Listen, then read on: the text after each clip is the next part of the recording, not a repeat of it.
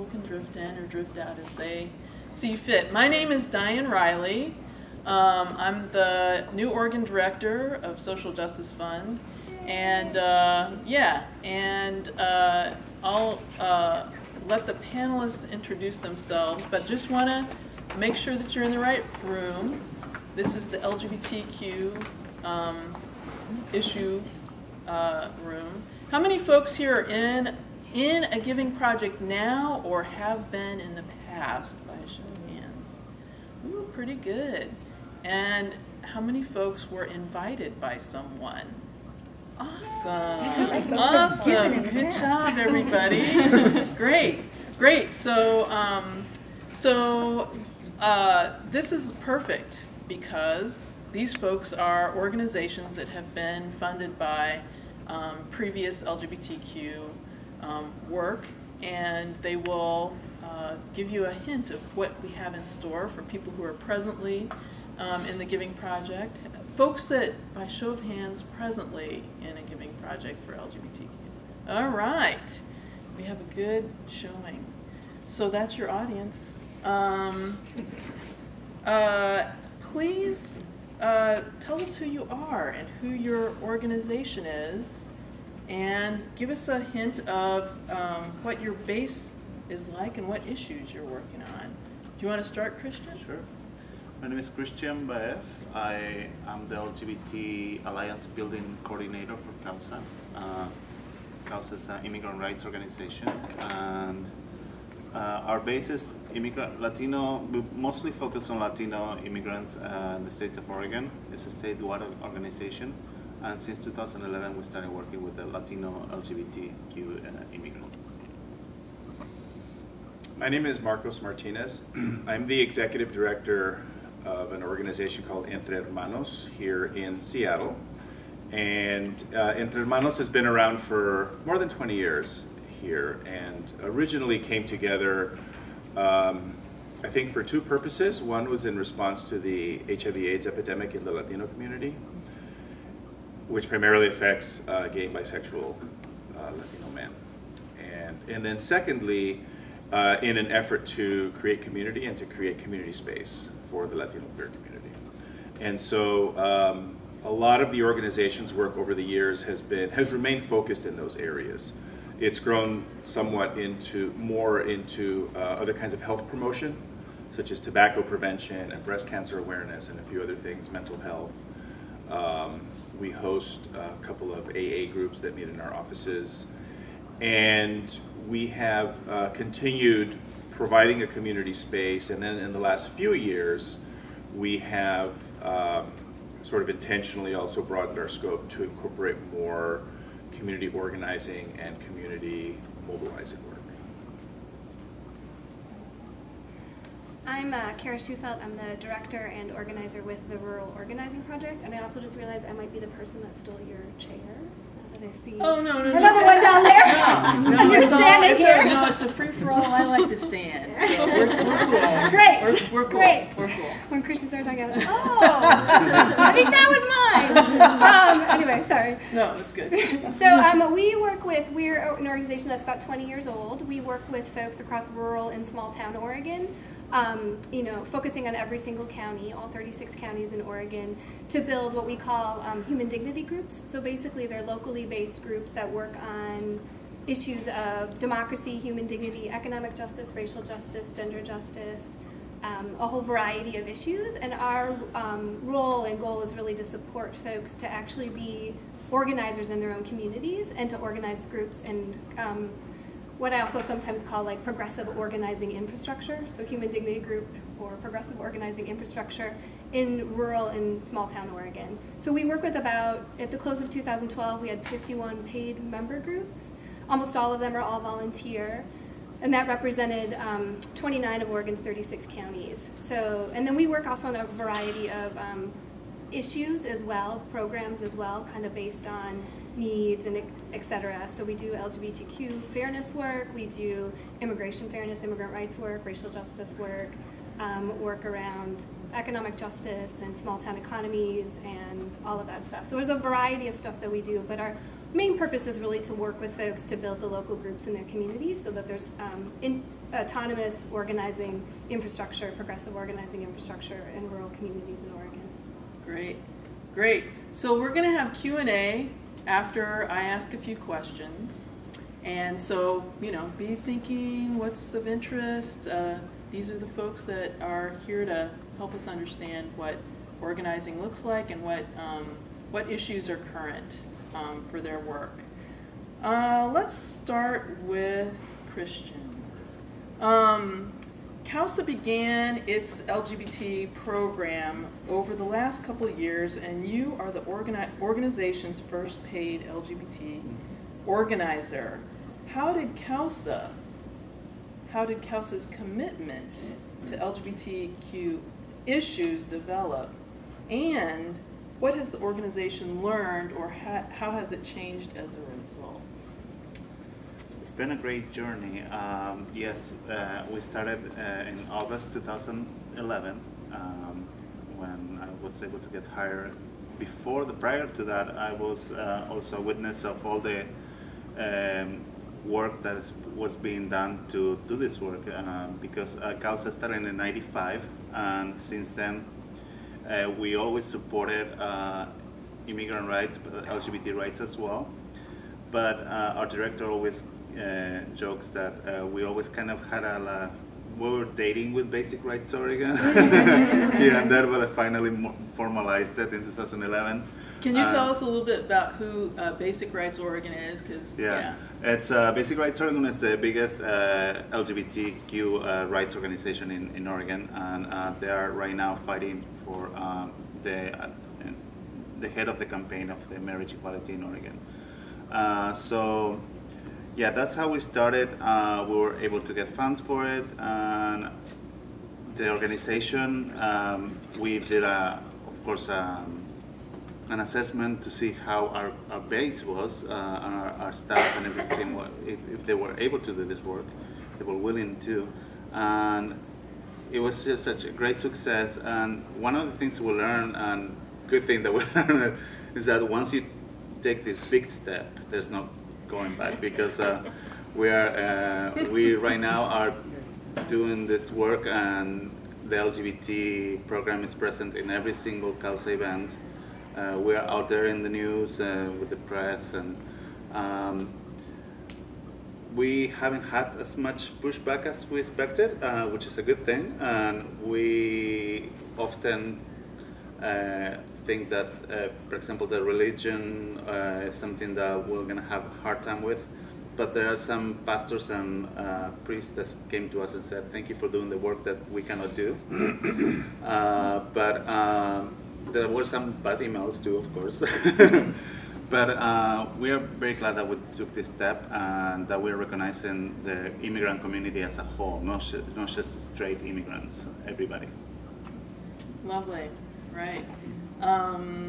I kind of have to ask you a little bit of a follow-up question. Yeah. I know that CAUSA had a coming out party. We did. A couple years ago. Can you describe how you came to the idea of doing a coming out party? Well, that was in December 2011. That was my first organized big event. Was it? I had to organize it. Wow.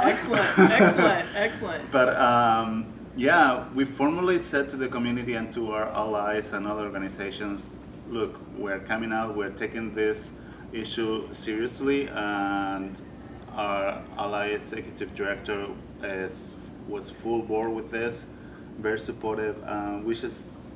We had to come out, we had to say, yes, from now on we're doing this work, and you'll see it in every single aspect of our organization. So this year we're doing the same thing, but we're coming out for marriage. Oh, cool. All right. Nice. Yeah. Nice.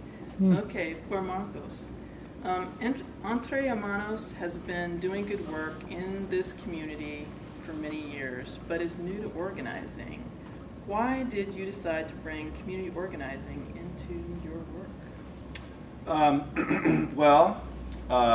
That kind of works on a couple of levels. So my experience prior to, so I've been at Entre Hermanos for about 5.5 years now. And before that, I lived in Albuquerque, New Mexico, and I actually worked in public radio. And I worked at a community radio station in Albuquerque. And from that vantage point, I had a lot of awareness of work that was being done in community, because our radio station was very much focused on bringing voices of underrepresented folks to the radio airwaves. And so we paid a lot of attention to who was doing community organized work in the community. So I kind of came with that sensibility.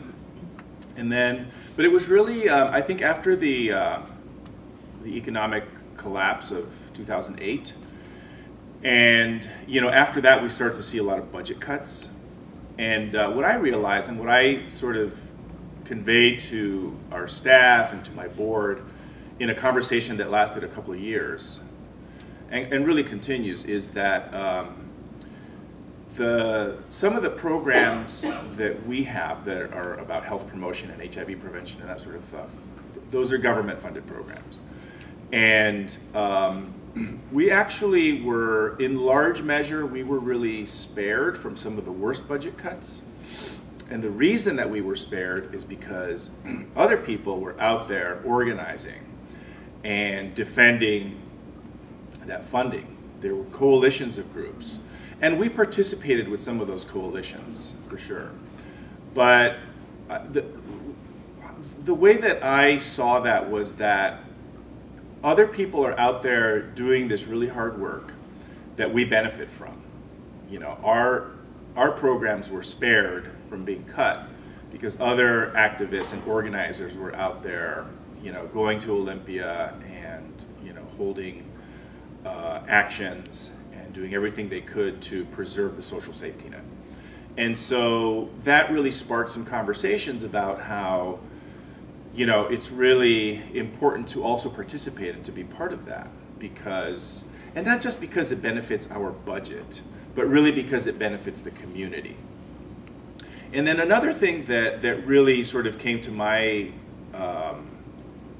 that really became very clear and obvious to me is that, and one thing I didn't say earlier is that the community that we serve is really largely an immigrant community, because, if you talk about the Latino queer community, that's actually a very broad and diverse community. But Entre Hermanos in practice has really focused most of its work on the most underserved segment of that community, which really is folks who are more recent immigrants, who are people for whom English is very much a second language, people who work a lot, who probably work more than one job, who are marginally employed, who are underemployed, and who are low income. That's the community that we serve. And so we also, we already sort of knew this, but for me also being like just a few years in the organization, became more obvious in terms of the work of our organization that we serve a community that is defined not only by its sexual orientation and gender identity, but also by their experience as immigrants and low-income working people and marginalized people. And so this is kind of how our thinking kind of evolved into coming to really intentionally understand that it's important for us to be involved in movements and struggles that address the community in all of its dimensions, and that we as an organization really have an important, some important work to do in terms of, being part of a broader social movement and contributing to that movement, and really bringing a voice to that movement that speaks to the community that we work with. Awesome, excellent, thank you. For Kara, please tell us about ROP's history, how you started and where you've developed over the years around LGBT issues and multi-issue social justice organizing. So ROP got started with never meaning to get started. Is anybody here from Oregon? Anyone here live in Oregon in the early 90s? Okay, well let me paint you a picture. Right. I actually was not there, but I know the story well. So back in the early 1990s, the progressive movement was really kind of centered in Portland. And then the extreme right organizing was happening around rural and small town Oregon. So at the time, it was the Oregon Citizens Alliance. Anybody know that group? I see one head nodding. So the Oregon Citizens Alliance, rural Oregon was really a testing ground for how far the extreme right could take wedge issues and roll back basic civil rights. So it was ballot measure 9 in 1992 that gave second-class citizenship to the LGBTQ community in Oregon, and it was called the Abnormal Behaviors Act. And it was literally, you could not, in the town where, and any small town in Oregon, you could not go to the grocery store or go to the post office. And if you have been to a small town, there is only one grocery store and only one post office, if you have a grocery store at all. You usually have a post office, as long as that stays true. That is now at risk. But that's another story, the Economic Justice Panel. So you literally could not go without being like accosted and asked to sign the ballot measure to get this on the ballot and have Oregon voters vote on it. You also couldn't go without passing a giant sign that said homosexuality is a sin. And so our founder, Marcy Westerling, called up the folks in Portland. She lived in Scappoose, which is where our office is, because that's where our founder is from, and said, this is happening in rural and small town communities, and we need to do something about this. We need to figure it out. We can't have the campaign against ballot measure 9 just exist out of Portland. And so started traveling the state and meeting with folks in living rooms to form what we call human dignity groups. And the groups were really about addressing what was going on in our communities in 1992, particularly around ballot measure 9, but recognizing that the strategies of the right were not just about LGBTQ people, and were not going to end after this one ballot measure. That in fact, this was going to be an ongoing crisis, especially in rural and small town communities, which is where the base, and where they still claim their base. And so helped set up these human dignity groups where we had conversations talking about, okay, well, this is kind of here's the story of sort of what's happening, what are you seeing in your community, and is it time to respond? And then should we also respond in a way that establishes infrastructure for the long term? And so that's how ROP got started, and there was an initial 25 human dignity groups that got started in church basements and living rooms across the state. And actually, ROP and PACUN and CAUSA have a really long history where the walk for truth and justice that happened against ballot measure 9 through rural Oregon stopped, and the PACUN Union Hall opened up their Union Hall. Instead of like handing the people the church keys and then be like, okay, bye, you don't want to talk about LGBT stuff, but you can sleep here. The folks, the farm workers from the Farm Worker Union stayed and had a conversation about our shared kind of what's going on in our communities. And so those were the people that actually helped start ROP, so it was before we existed. But it was like the year before we existed. So those first 25 human dignity groups then said, we came together for our first Rural Caucus and Strategy session and said, we want to have a statewide organization that continues to support our local work and our local organizing, and made a commitment to doing anti-oppression work and doing cross-issue work, like recognizing that there will be other communities under attack and the other wedge strategies used by the right, and that we needed to work on all of these issues. So all the groups just agreed to do an anti-racism training with their groups, and then to also launched ROP to be the statewide organization that continues to support their organizing. So our early history was really about when such an intense wedge moment against the LGBTQ community. And so literally, like I described, you couldn't go to the grocery store, you couldn't go to the post office. And also recognizing that the people that were the #1 voters for ballot measure 9 were parents of young children. So also recognizing that it was about these strategies used of, parents of young children who are like trying to do right by their kids and maybe have only heard from like Fox News and Lars Larson, and that actually we need to create another conversation in these towns that really reshapes this, that really gets people thinking in different ways, not about the threat, but actually about these are next door neighbors, these are community members, these are people who go to school with your kids, and really broaden that conversation. So what does it mean to kind of follow that good-hearted nature you may have, but open some conversations? So that's how ROP got started, and then we've been, from the beginning, a multi-issue group before multi-issue was like a common phrase. But our original groups and then the organization made a commitment early on to do that work. So fantastic. Yeah. Sure. Sure. Sorry to interrupt. Do you have any questions? Just Okay, great. Excellent.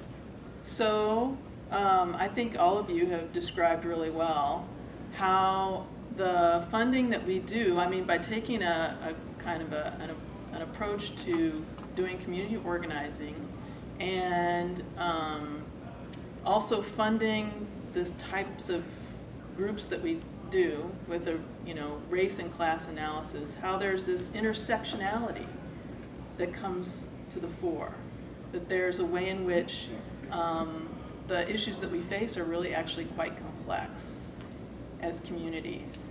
And I'm just wondering if Christian, you could tell us a little bit more about, a big part of the connection between the struggles of the LGBTQ rights and immigrant rights work.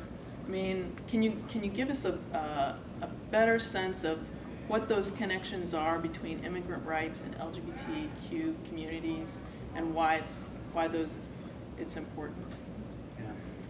Sometimes statistics are good.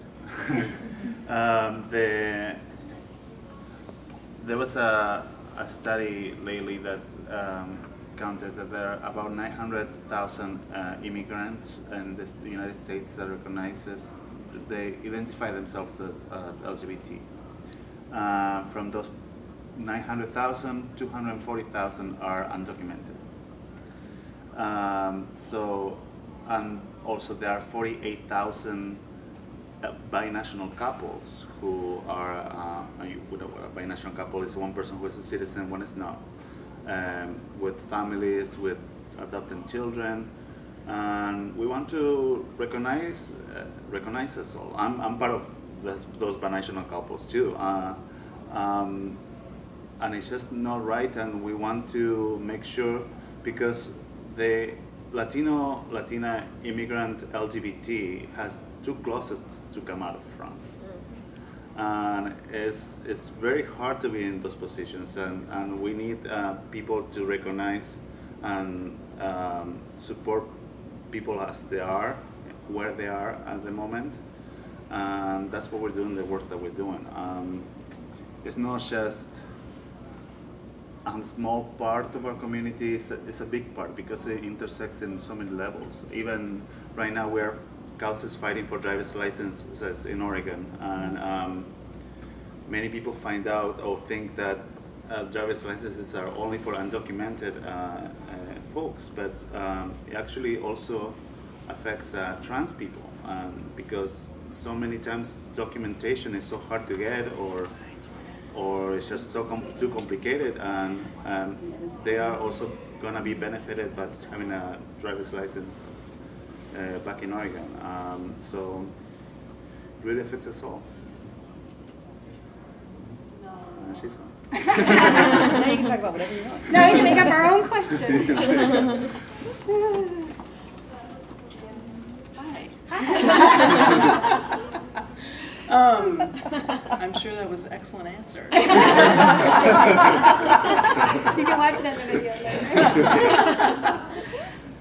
So you did a great job also describing sort of the complexity of like entering organizing work, and how there's this kind of, I think we've discussed in some of the giving projects at least, sort of this strange tension that exists, particularly for the LGBTQ community, around doing service and doing community organizing. Can you describe a little bit of how you feel community organizing could benefit the service work? Yeah, that is kind of a tricky issue, because I think in general organizations tend to either do one or the other. They either are very service oriented or they're very much focused in organizing, and it's unusual to really find both. or oftentimes what will happen is an organization that's mainly a service organization will get involved in advocacy, but it's really more in, you know, what they call a grass tops sort of way, where you have maybe like the leadership of an organization that is, you know, advocating in Olympia or attaching their organization's name to some initiative or some campaign.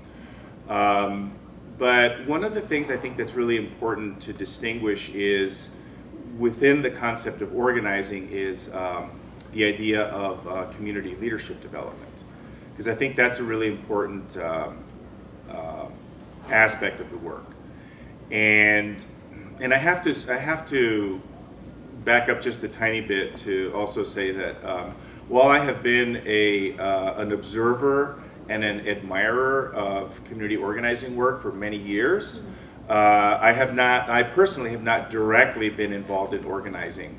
So I feel like one of the things for our organization is that we're kind of learning as we go. We're learning this as we go along. And so for us, it's really great to have peers, to have people that are also engaged in the work that we can check in with, and to have organizations like the Social Justice Fund that you know, that has such a wealth of history and information about how the work is done. And so I think that that idea, though, of community leadership development is really key, because one of the things that I learned recently is sort of the distinction between community organizing and community mobilizing. And I've seen organizations, you know, even here in Seattle, that, you know, if there's a city budget hearing, they can turn out like 30 people to show up and just flood the city council chambers, you know, wearing like the T-shirt or, you know, visually identified as, you know, supporting this or that position. And so that's really important to have that visual presence. But that's one aspect. That's mobilizing. That's getting people to turn out, getting people to even send an email, and that sort of thing. But I think the leadership development is a really important piece that, so for our organization, we're trying to prioritize that part of the work, is really working with people in the community to develop their leadership so that they're the ones that speak at a public meeting. They're the ones that speak at a small meeting with a city councilor or a state representative.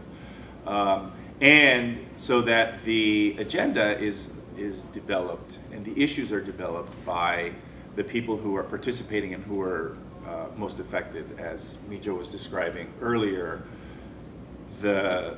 really the focus of the work of a lot of our organization, it really comes from the communities that we're trying to serve. And I'm not sure if I... That was great. That was awesome. That was awesome, because that is actually touched on several different things that I think we really want to bring out today.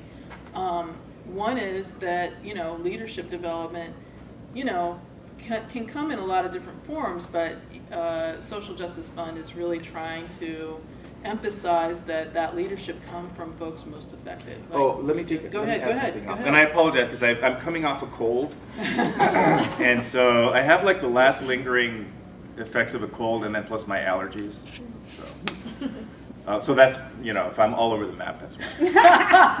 And the excuse. We got you back. We got you back. But I did want to actually address the piece about being a service organization. So for us, what's tricky in what we're doing is that transition, because, you know, when you're a service organization, you're thinking a certain way. Like, okay, we really want people to understand, you know, their risk for breast cancer or HIV, or, you know, why tobacco is, you know, harmful. And you're so you're thinking in that way. Whereas, and so to make that change is really a cultural shift. I mean, everybody is already thinking, you know, I think when you talk to people, especially in immigrant communities, I mean, people are aware that there's, you know, economic unfairness in the world. They get that. But to make that kind of transition to say, okay, what are we going to do about it? How can we have some effect? and to help people to see and to understand that it is possible to make a difference. That's a real transition. And so for us, part of the challenge that we're actually living right now is that sort of cultural shift within our organization, because our staff has been, you know, focused in terms of the work in a certain way, and our board as well. And then the community itself also, to say, you know, we're not abandoning this other work, but we're expanding to include, you know, this additional work that is really crucial. And so people understand that, but I think it takes a little bit of effort to for people to really internalize what that means, and how their participation might be different as a result of that. Yeah, excellent, excellent, excellent. So, you know, speaking actually to leadership development, and the fact that you have a multi-issue dynamic, and I mean, I feel like ROP, Rural Organizing Project, has been one of the organizations that's inspired a lot of folks, not just locally, but nationally and perhaps internationally. I don't know, but sure, we'll claim that. But certainly nationally, certainly we have nationally. a member in Canada. Around, you know, what organizing can do and the places it can be effective. The fact that you've been so dynamic and been able to approach multiple issues, and you've done it, you know, through not identifying a specific, you know, group of folks, but a lot of the folks that have risen to the top have been LGBTQ folks. And I'm wondering if there's a connection. This is something that we've been kind of wondering about in our giving project, actually. Is there a way in which being, coming from that identity influences your understanding of issues, or maybe your approach, you know, to the work? Can you speak to that a little bit? I will do my very best. You know, so I think at ROP, part of our history really comes in the notion of, you know, the attack on the LGBTQ community in the early 1990s. And from very early on, really having conversations about the right and about, you know, who's behind some of these attacks and behind creating a broader picture. So I think that that's always been really true within ROP. So we've had a lot of folks that have stayed with us because that's been the conversation for a really long time, is creating a broader perspective on, you know, where and why and how is this happening, how is this a wedge strategy, who else are wedge strategies going to attack. And then I also think that, at least with LGBTQ organizing in rural communities, and this is true, that folks know that we really need each other, right? Like, you can't, like, decide that I'm gonna work with this group of people, oh wait, and that didn't go great, so I'm gonna go work with this group of people. There is no other, like, group of people to go to. And as well as you're gonna see everybody the next day at the post office or the grocery store or at the high school football game or wherever. And so I think that when folks have gotten a lot of the folks that are LGBTQ and allies that we've got started with in the early 1990s, and also just like good-hearted people that are kind of like, wait, this is bad, let's not do this. You know, that folks have, at least within the work at ROP, it's really been about building that broader analysis, but then also realizing that, and even to just live in towns that have been so intensely organized by the right, you kind of need to know your people and you need to hang with them. And to create a voice for yourselves and for other people in your community, you have to have a big enough group that if you step out, you have hundreds or dozens or, you know, whomever else to step out with you and to be supportive with an active voice. So I think at ROP, a lot of our experience comes from the fact that almost like necessity in rural and small town organizing is that I have had so many conversations with a handful of people, like in a living room, that the first thing we had to do is spend 6 months doing one-on-ones supporting them and how to have a one-on-one conversation with other people to build a large enough group to step forward and have that voice. And then also to figure out, well, how do we even map our community to find others who will step forward with us? Oh, actually, the people fighting the coal trains, that's a good place to start, right? Because they have a sense of injustice happening. Or people who are organizing to save the local library. Well, local libraries have actually been some of the most progressive places in small town communities fighting censorship. Librarians have been, that's part of their training. So, or the Women's Center. And so I think that it's been a lot of being able to figure out who else are our people, and then also to even be active or out in our communities in any way means we have to have a lot of us. So I think at ROP, that's really been the history, has been almost out of like necessity, but also I think about continuing to do that deeper thinking around the bigger picture of how and why injustice happens and who's behind it. So yeah, excellent, excellent. Okay, so a couple more questions and then I'm gonna open it up for you guys. Okay.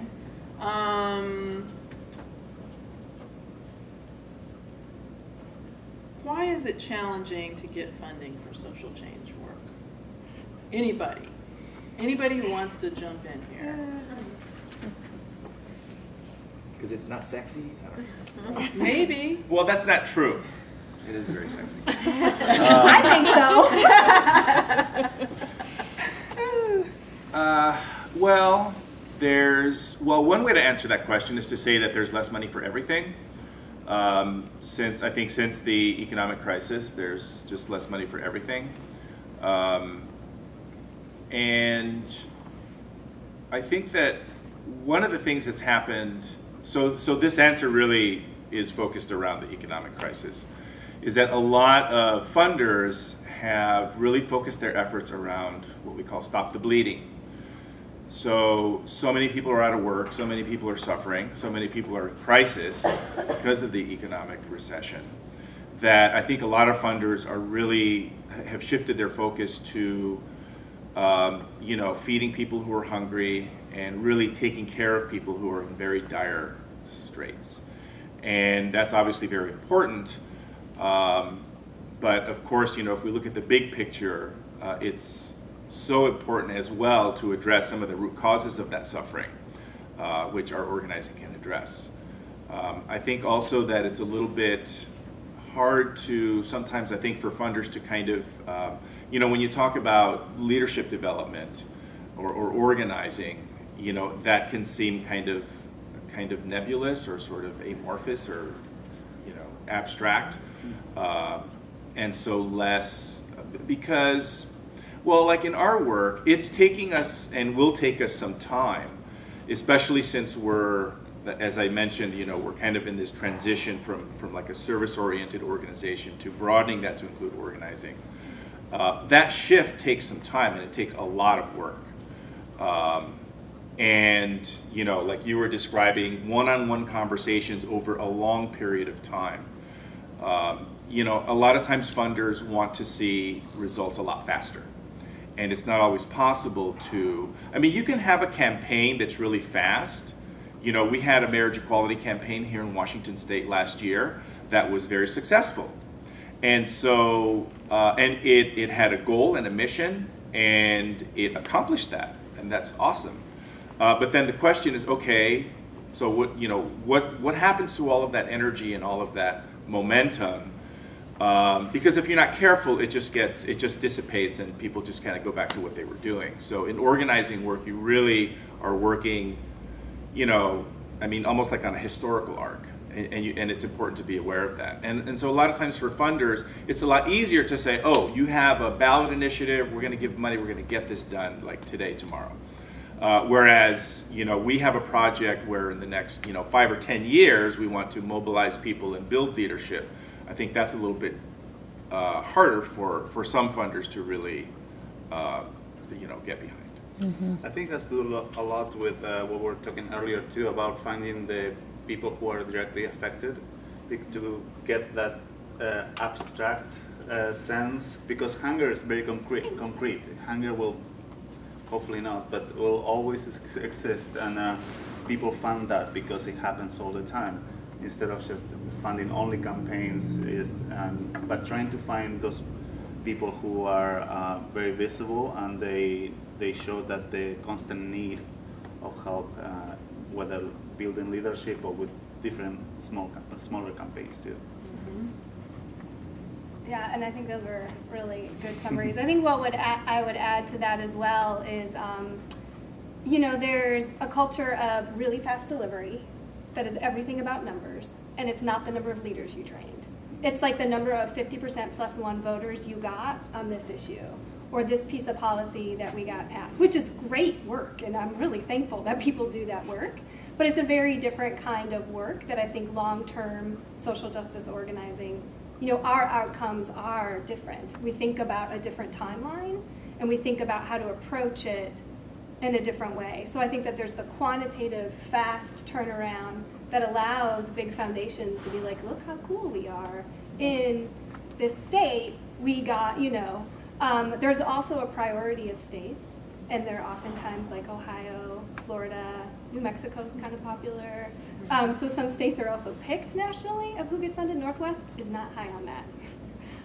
And so there's that, and then I think the other piece is that there's like, it's community organizing, though we think it's sexy.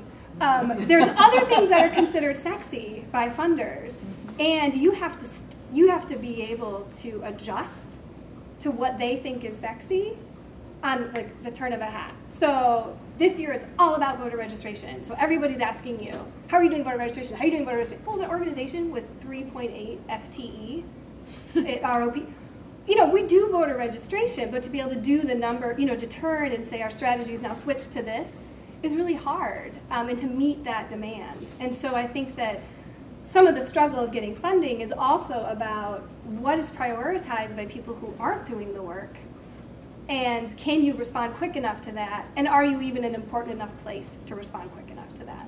And so I think that's one of the challenges that we've also run into is actually ROP has like, we have like a 25-year strategy. And a 25-year strategy doesn't necessarily mean that we can fit the like hot thing in a big enough way, fast enough to respond to what's considered the best things to fund right now. And so that's why, I mean, for me, why I love organizations like Social Justice Fund. Those of us from Oregon are going to be jumping in the car after pizza and going to the Mackenzie River Gathering event tonight as well, because they're organizations and funders who get the long-term aspect of the work and who get the value of folks doing the work to say, actually, the deep work that is required to transform CAUSA and CAUSA's community into being able to do really strong LGBTQ organizing, that's of value and going to make a difference. And actually, it's going to help the marriage equality ballot measure campaign, which is something that's like, you know, might get a little bit more attention nationally. So that's been my experience as well. Is it's like, I don't know if I can jump like that quickly, you know, make those shifts and have the same outcomes that we're trying to go for. Awesome, awesome. So, a lot of folks in the room who are funders, what would you like funders to know? Anybody? Hanging with the right foundation.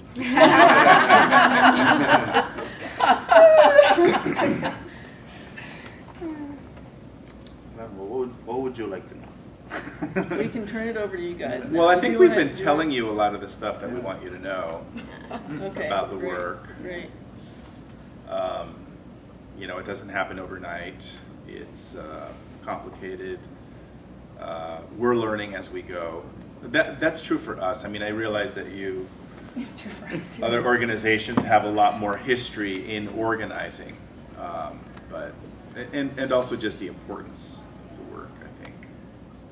But I think we've been conveying that. Excellent. All right. So, questions? And this question is for anyone who wants to tackle it, but I was just wondering if one or a couple of you could give us a sense of what your budget is like, and where you get most of your funding, and also the relationship between those funding sources and accountability to the community or communities that you organize.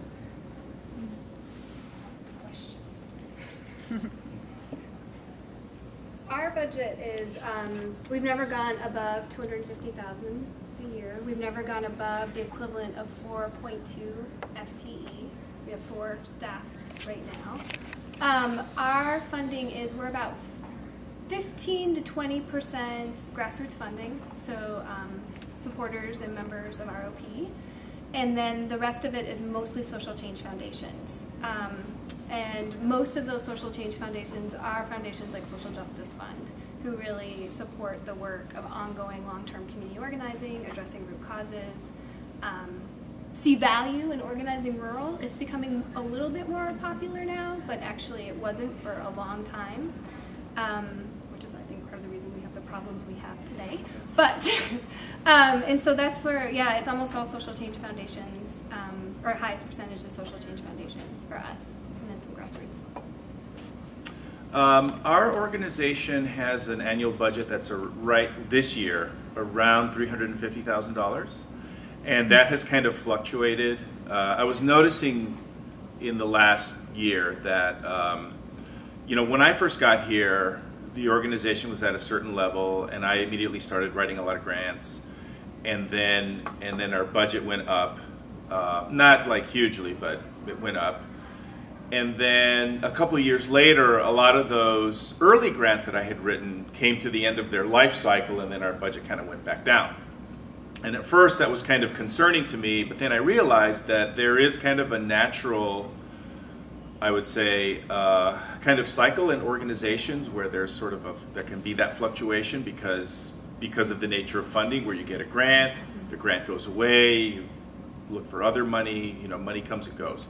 But we have 6 staff, but only 2 of us are full-time, so we're probably around 4-point-something FTE. And because of the nature of our organization and the way and its history, the bulk of our funding has really come from the local public health department for our HIV prevention programs. In recent years, we've tried to more diversify that through our own fundraising, because one of the things I think that's can be difficult sometimes for organizations is, you know, when you have a grant, a lot of times it's for a specific work, it's for a specific project. And so what's really important for organizations like ours is to have money that's unrestricted, where you can apply it to where the needs are in the community as opposed to, because you can really find yourself in this place where you're, you know, going after a grant because you need the money, but maybe the work isn't really exactly what you, it isn't exactly lined up with your mission. So that's like a major pitfall for a lot of groups. Other sources of funding, we've been supported by the Pride Foundation a lot over the years. And then a lot of other smaller grants through the Susan G. Komen Foundation, the Women's Funding Alliance here locally, a national organization called the Estrella Lesbian Social Justice Fund, and a few other foundations, and then other kind of like quasi-governmental. We've had grants for tobacco prevention from an initiative that's part of the HIV vaccine trials, and sort of a variety of different. And then more recently, we've actually had a couple of grants through the city of Seattle. One that we're very excited about that we just got funded is through the Human Services Department of the city. We got a grant for community organizing and leadership development, which we're actually kind of using to kind of leverage along with our Social Justice Fund grant to be able to do a sort of a greater push. And I would say too that as that becomes like a bigger part of our work, it's more of a priority in terms of money that we go out looking for is funds to support our work in community organizing.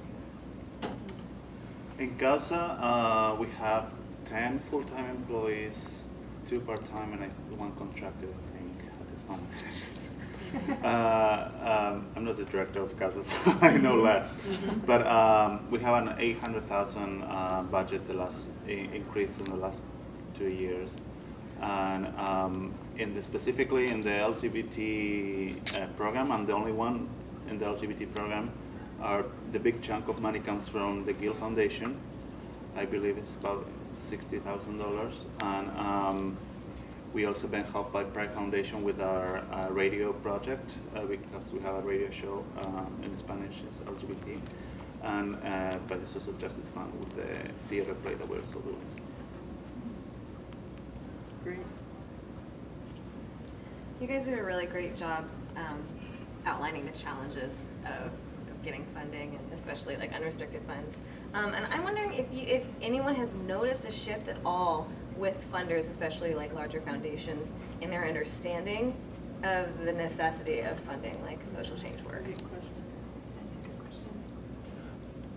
For us, we don't get money from the government or any type of religious institution or anything, so we're very dependent on foundations and individual donors. So we've been focusing, trying to also work on the individual donors, we created an affiliate program where people for $50 a year can get their affiliation. But yeah, as our director's been very good at, he's very good at numbers, but yeah, trying to foundations to understand that, to be able to support different issues. We don't have to compromise with any other sector of the government, so that's been a big challenge sometimes too. Yeah, and I would add, I think that there has been a shift and move in some of the kind of more mainstream, at least regional funders, with program officers who have been advocating for funding more organizing. That's been our experience, that there's been a little bit more of a shift in some of those regional funders that have been more like community funds and things like that, to see organizing as a part of the work. A lot of times they also like it very directly attached to policy outcomes. So that tends to be a tension there that still exists, a multi-year or within a few years, a year or a few years. So I've seen that to be true, which has been really nice. There's some really great program officers who are trying to support their foundations and really seeing the role and value of community organizing. I am a little bit less strong in speaking to some of the national stuff because we're in less relationships with with national funders. But I think that, for a long time, it was very, very civic engagement oriented, and very, very civic engagement oriented with very large numbers. And I think some of that is still very true, that you have to be able to have kind of these really big sort of civic engagement results within your organization to also be kind of, at the table for some of that funding. So I actually think Diane can probably speak to some of this even better than some of our funders. Yeah. No, you're doing great. Yeah. The only small thing I can add is I've seen some emphasis on policy change with sort of the civic engagement piece, but not necessarily that larger organizing work. Thank you. Yeah. But I think it's something that, something that's a constant conversation, I know, with social change organizations, is how do we more strongly advocate for this and find ways to move this within, especially like some of the bigger national funders, and have them see this work as continue to be such a valuable piece. One initiative that we were involved with a couple of years ago was actually through King County. It was actually some money that came down that was federal stimulus funds, and it came down through CDC. And it was an initiative called CPPW, Communities Putting Prevention to Work. And it was really oriented towards two main areas, tobacco prevention and what they call healthy living, which is actually kind of like an anti-obesity thing. But what was interesting about it was that it was very oriented very much towards policy change. And it was trying to use civic engagement to bring about policy changes that addressed those particular areas of tobacco and healthy living. But it had, what I would say, my sort of critique, the weakness of it was on the organizing side. And maybe that's because, funding that comes from a government source doesn't have that perspective. Right. Not that it's intentionally trying to prevent that, although maybe unintentionally it does, but it just doesn't come from that perspective of organizing, so then that doesn't really become like a part of the work. Yeah. Crucial. I had a question for Cara.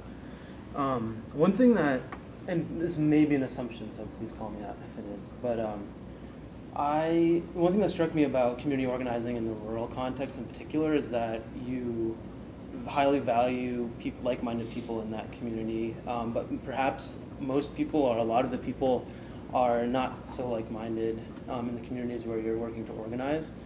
And I'm wondering about the strategies and tactics that you might use to engage in those kind of unlikely alliances, and to the degree to which it's been successful. Yeah, thanks for asking that. So I think that the thing about rural and small town organizing is that a lot of times there's a lot of good-natured people who want to do the right thing, who are hearing only one perspective. And so it's figuring out ways to open up conversations. So rhetoric doesn't work. A lot of times even the framing of issues coming out of urban-based areas aren't always effective either. And so we use phrases like human dignity and democracy a lot. We have this tool called the Democracy Grid that takes the definition of democracy from the World Book Encyclopedia. Very neutral source, right? No one can say the World Book Encyclopedia has like a hidden agenda that we're trying to move. And so we take issues like ballot measures, and we do ballot measure forums where we talk about that ballot measure. We have a dialogue that walks through the 4 pieces of the way the World Book Encyclopedia describes democracy: majority rural, minority rights, well-informed and educated, reasonable standard of living, and I can never remember the 4th one, even though I've been doing this for 10 years. And that actually opens up conversation in a really different way. It gets people saying, wait, ballot measure 9, do we really want to write into our Constitution second-class citizenship status? So I might not think I know any LGBTQ people or fully get it, but I can get the notion that, wait, you're right. Would I treat my next door neighbor this way, or do I believe we should write this into our Constitution? And that opens up the conversation really differently. And so I think that the thing about working in communities where people have only been hearing from the right, and the organizing has only come from the right, and that's the radio waves and et cetera, is that there are people who just are good-hearted people. And so it's having the conversation a little bit differently. It's opening it up differently. It's using different framing that actually kind of builds on people's core values of good and neighborly. When we use neighbor to neighbor, for 20 years, neighbor to neighbor conversations, kitchen table conversations, democracy, human dignity, those frames bring people into the room and start from a shared place of consensus. No one's going to be oh, I hate human dignity. Down with human dignity. It just doesn't happen that way. And so being able to start from those places allows for the conversation to happen in a really different way. And so that's been, our experience. And then when we're working with groups and they're hosting events and things like that, we have this thing that we call bright lights. You look for people who you could just see their face change, or that grab you after, or that people are clearly even in an even stronger place of puzzling some of this through, and then building a relationship. Our work is so deeply engaged. I actually think this gets to the LGBTQ organizing. Is there something there? It does. I think the relationship-based stuff is really true too. It's who are you, being in really deep relationship with people. So when we do our organizing, we find these bright lights and we realize, oh, that forum moment was helpful, but actually if I stay with that person, because we don't do hotels when we go on the road, if I stay with that person the next time I come to this town, the best conversations are going to happen over the really nice dinner that they make for me when I come to town, and when we start to unpack it even further. So I think that it's really about starting from a place of consensus, not the lowest common denominator. That actually drives me crazy when everyone says, well, let's find the one thing that we can all agree on, and then we'll just ignore all this other stuff. But instead, it's about starting from a shared place of consensus and agreement, and then deepening the relationship with people and building up. And so that's been my experience, is that there is opportunity. And I might tell one quick little story that's really interesting and intense. in one community where we were working with folks around saving their rural post office, we met this woman who started a militia in that town. And she started a militia because the local law enforcement had been so cut in their county that they had several robberies and things like that happen. But no law enforcement would come. And, you know, we all have like really strong, I think, feelings about law enforcement and all that. But, you know, so she's in this place, you know, in this community, we're like, okay, there's all these break-ins, these things have happened. We haven't seen a police officer for like months and months in our community. Well, what do? Well, we start a militia because that's like the resources she had. And we met her and we started doing work around the post office with her and other people. And now they have a group that is a local human dignity group that's a member of ROP that she runs. So the difference, like if the KKK came to town, she probably could have like gone that way a little bit, right? You know, with the idea of a militia. But actually when given the opportunity to engage in conversation about some of this stuff, she was totally like, yeah, we need a human dignity group to make sure, you know, so it was really, it's a very profound example, but an example of, you know, when people have the space and opportunity and tools to think through things and have different resources. I think sometimes when we're in urban settings, we kind of take that for granted, we forget, but there's literally towns that never have no community radio stations, have no alternative paper, have no alternative media, have no progressive group in town. And so to never, ever, ever hear that other perspective and then have the opportunity to talk about it actually can walk down a very different road. So. Questions? Well, I have two questions. I'm actually curious how long your organizations have been funded by SJF or ATR and when that started and how that relationship happened. For us, so like I said, when I first got here, it's like 5.5 years ago, and I had just moved to Seattle, so I was kind of checking out the local funding, you know, sources and seeing. And initially I consciously did not write grants to SJF because I didn't feel that we were doing organizing work. And it wasn't until a few years later when we went through that kind of evolution that I described earlier that I thought, okay, now we're really moving towards more of an organizing model, and that's when I started writing grants. And you know, it's often the case when you write grants that you don't get funded right away, and you don't get funded every time, and you kind of have to, and every funder is different, so you write a grant, you don't get funded, you get feedback, you find out, okay, this is what was missing. So we've been funded, we're funded this year and we were funded last year. And one thing I really appreciate is the different funding categories, if that's the right word, because not only does it obviously give you more chances to write more grants and get funded, but it also helps you think about your work in those different ways, you know, as a social justice project, as a LGBT project, as an economic justice project, etc. In our case, we were funded last year for the theater play, but I know there are other programs that have been funded in the past, and I just don't know exactly. It's a long history at CalSA. Yeah. It's a really, really long, deep history. I couldn't even tell you when it began. Yeah. It goes way back. Yeah. And that's the same thing with ROP. Mm-hmm. ATR was one of our first funders. So. Yeah. So that's, for folks that don't know, ATR is the original organization of Social Justice Fund, Territory Resource. What does it stand for? A territory resource. Yeah. I have no idea where they came up with that one. I know. There was some interesting labeling and naming.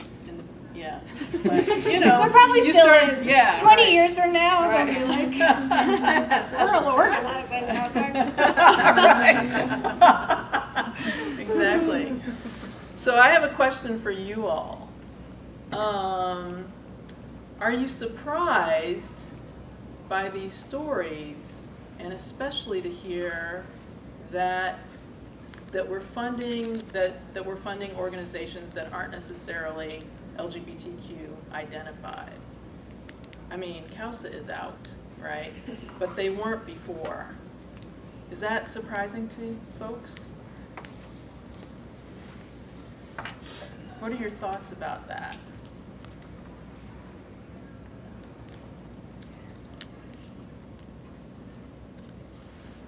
Well, I don't have any thoughts on that, so maybe someone else does. But my bigger question was more to what you were saying about how there seems to be a disconnect between social justice and social change, just separate from policy. And that's one of my core beliefs, is how social change can be a tool for policy changes, right? So and all of you spoke threads of that in your elaborations. I was hoping you all could speak to that. I really love the concept of leadership development.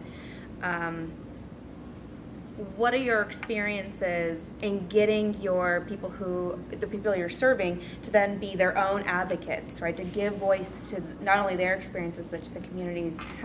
I'm sure you've been successful, but perhaps you could speak to that a little bit. I'll say a little bit about what we have in the works that kind of goes to that to some degree. So in this new project that we have that's funded by the City of Seattle for community organizing and leadership development, what we've laid out is a project where we're going to find people in the community and recruit people in the community who are interested and take them through a series of training experiences where they learn about how policy is made and how policy can be influenced by people. And then work with people to, in this project, to interact with the city budget process. And work with people so that they will go in a small group to meet with a city councilor. And people that we recruit and train and build their capacity, they will be the ones speaking when they go to meet with that city councilor. We're going to work with people to build their capacity to serve on city or local boards and commissions. The City of Seattle has a ton of different boards and commissions that deal in all kinds of, there's an LGBT commission, there's a women's commission, there's an immigrants and refugees commission, there's a ton of them. And so finding people who are interested, building their capacity, and then plugging them in to those opportunities to serve on a lot of those different bodies. And so that's one way of affecting, because a lot of those commissions, they advise the mayor or they advise the city council, so it provides a way for people to have a voice in helping to shape city policy and so on. So that's one little piece. Great. Go ahead. Yeah, at ROP we actually participate in a lot of policy coalitions. We don't initiate policy usually, because actually that's like a whole other ball to move. That's a lot of work. Anyone who initiates policy that's here today can tell you how they're feeling about their time in Salem right now. So it requires a different capacity for an organization. But so we work in relationship too, and a lot of what we do are two things. We do every major election cycle. We have a voter guide that gets distributed to 35 to 50,000 rural Oregonians, mostly door to door or mailed with like little drawings on it, so you actually open it and read it, and it's all newsprint, so it looks like homemade. I mean, not totally homemade, but and so we have analysis of the ballot measures there, and then we do ballot measure forums to talk through ballot measures with folks, and then we do a legislative platform every year that takes a values frame and then plugs in priority legislation underneath it and keeps folks posted on how that legislation is doing.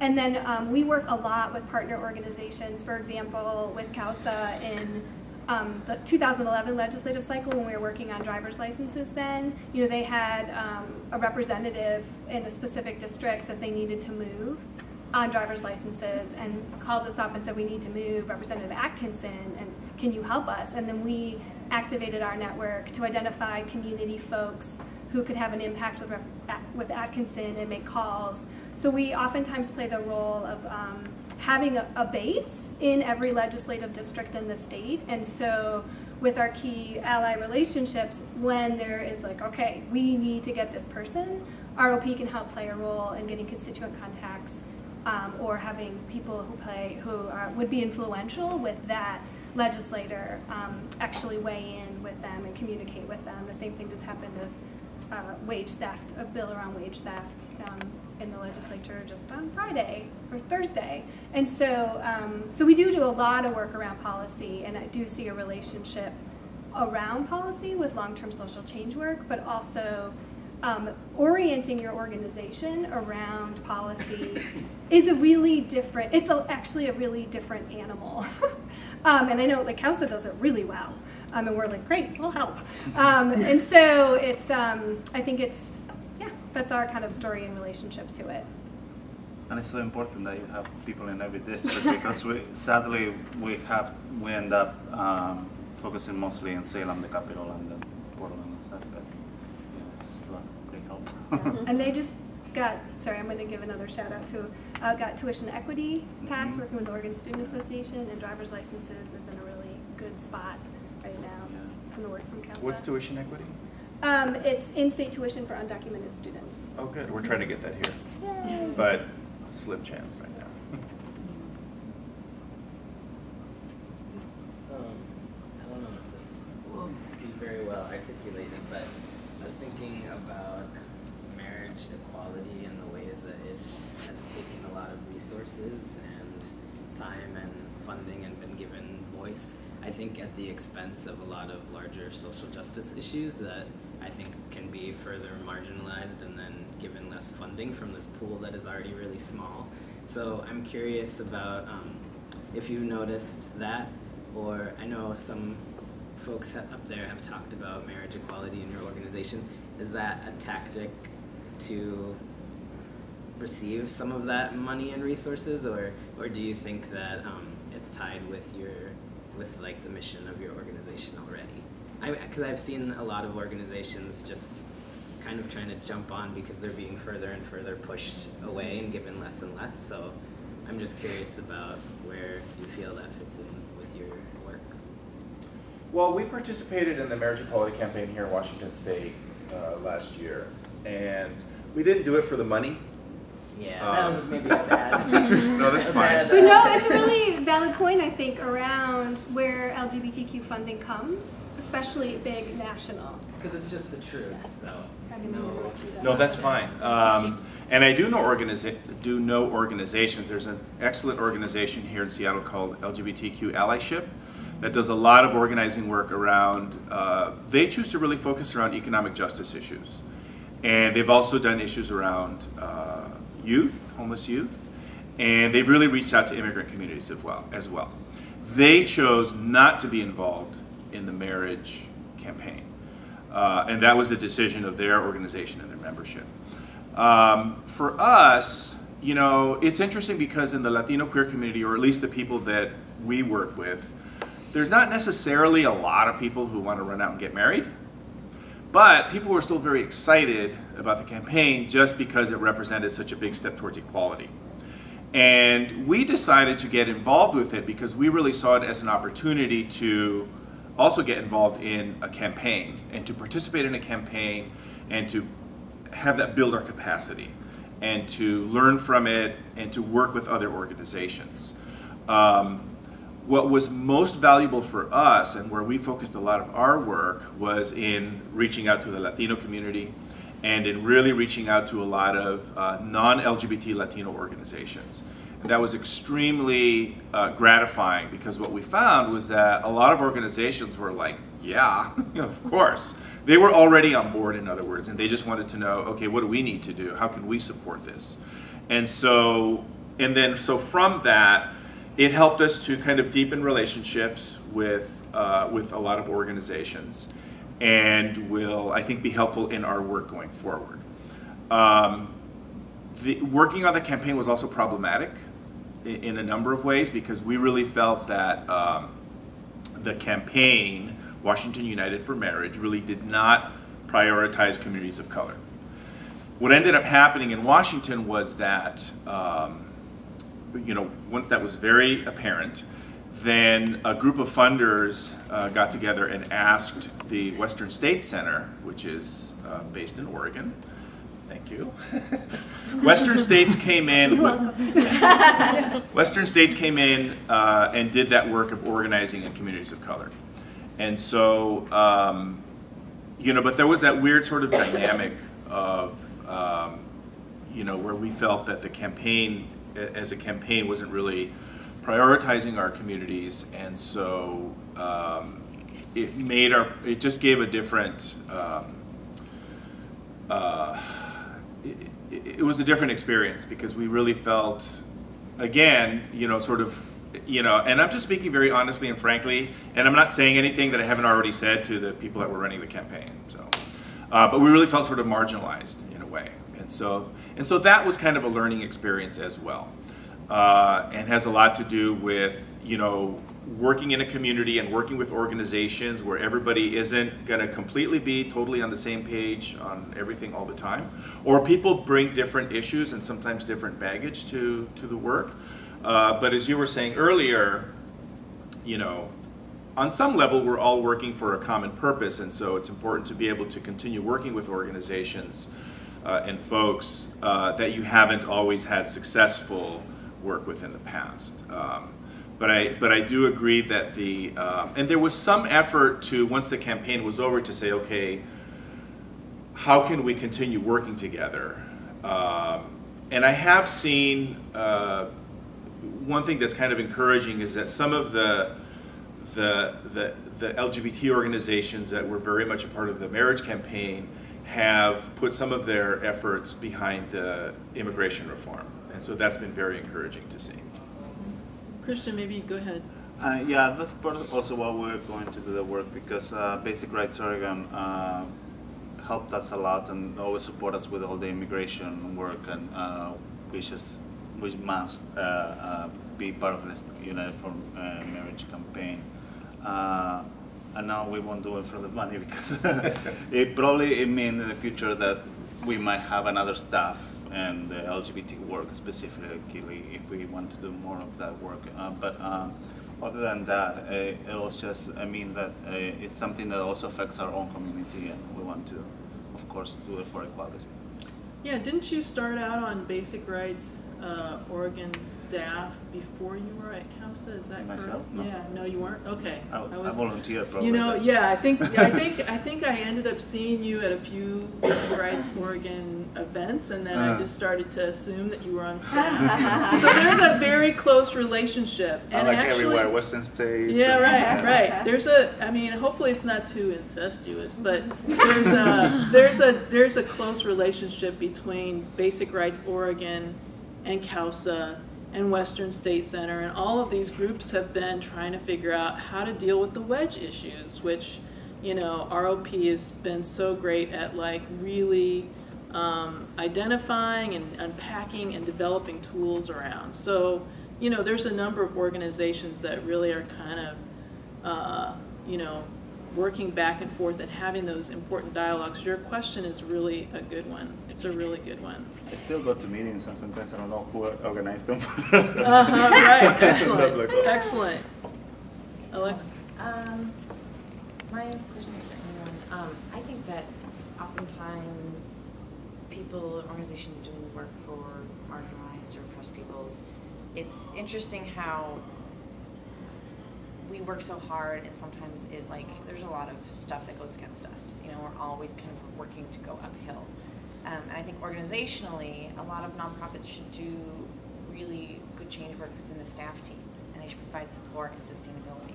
And that doesn't happen often, and we end up getting political with other organizations, and there's a lot of beautiful stuff, there's a lot of ugliness. And so I'm wondering how you guys in your organization do promote self-care and support to the staff team. And also I'm curious to know what inspires you guys individually.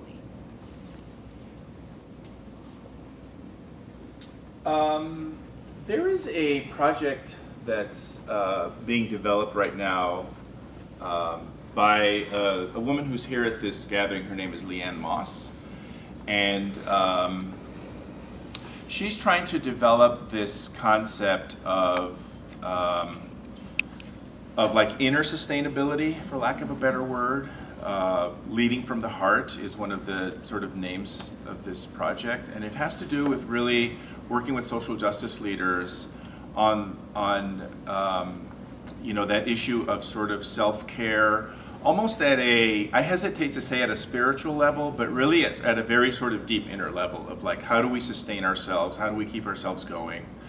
And so she's working on developing some kind of a resource for people, whether that's a retreat or whether that's some kind of like a small group that meets once a month, but a way to have that connection and to have that, you know, some kind of like inner reflection or some kind of practice that really helps you to be connected in a very deep way with other people that are doing similar work, but also with like your sort of inner self and your core values and that sort of thing. So I think that's really important. I think that's also something that we oftentimes neglect, either because of you know, we're so busy doing the work, or we don't prioritize that, or we're martyrs, or you know, for any number of reasons we don't take care of ourselves. And you know, for me personally, I really think it's important to have some kind of practice.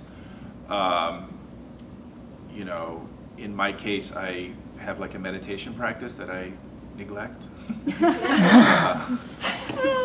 But then also I think it's so important, and I think that we do have a good feeling of community, at least I could say here in Seattle, that you can really, you know, find people that you love being around and that are involved in similar work, that you can you know, gain, you know, nurturing and sustenance from, and I think that's really important. And so I think that's one way to do that. Christian?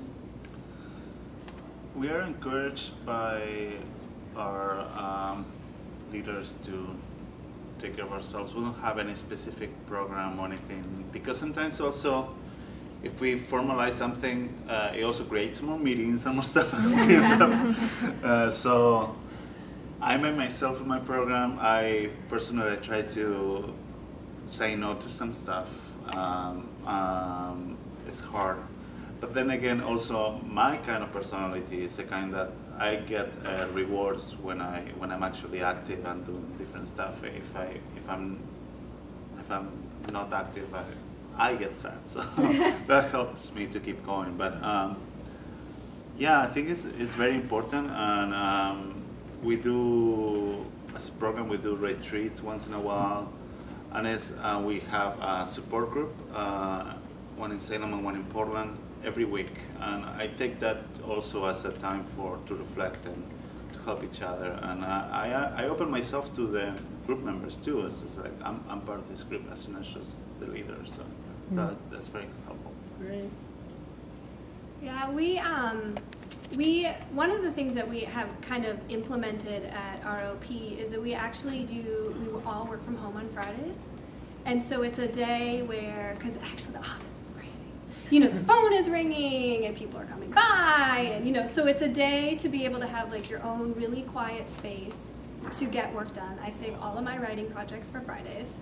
You know, it's the time to really have a much more kind of still day, and the intent is that you get your work done by Monday morning.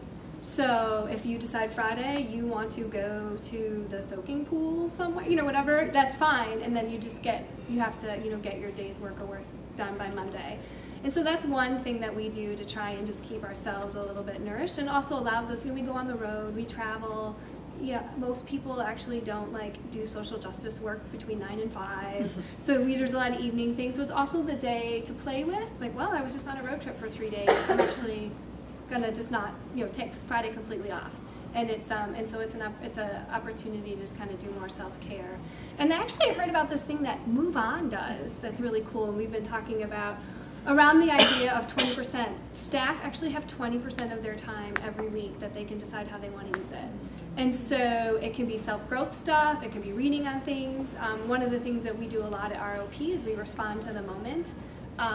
You know, there's so many things happening and things are changing so fast that we actually want to be able to address those things and not be so locked into all of our hours being on a very specific plan that we can't respond to things that happen. And so that's the same thing with the 20%, is having 20% of your time scheduled to be able to recognize you don't know when the administration is going to start a new war, and you need to have space to like be able to talk about that, right, and spend some time on it.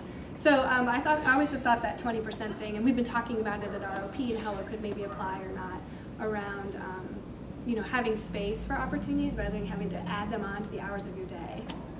And on the question of why do you do this work, I just don't get why people don't. I mean, you know, the climate change and like the stuff that is happening in our world right now is like, I don't know how to get through my day if I don't know like all the people that are like, okay, when it comes to it, we know what doors to knock on and how to find each other, because it just, I don't think I would be able to make it day to day if I wasn't engaged at some level and with some community and with some people that were cared about this stuff too. Christian, Marcos, Kara, thank you so much. Thank you. Thank you.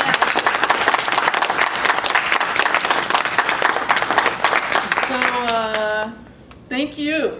Thank you for coming today. And we're going to take a half an hour for lunch. We're going to start totally on time at 12:30. So you need to make your plan right now of what room, where you want to be. It's kind of a first come, first served basis. So when the room's filled up, you're going to have to pick a second choice. I think you know where the food is. Thanks again, everybody. Thank you all.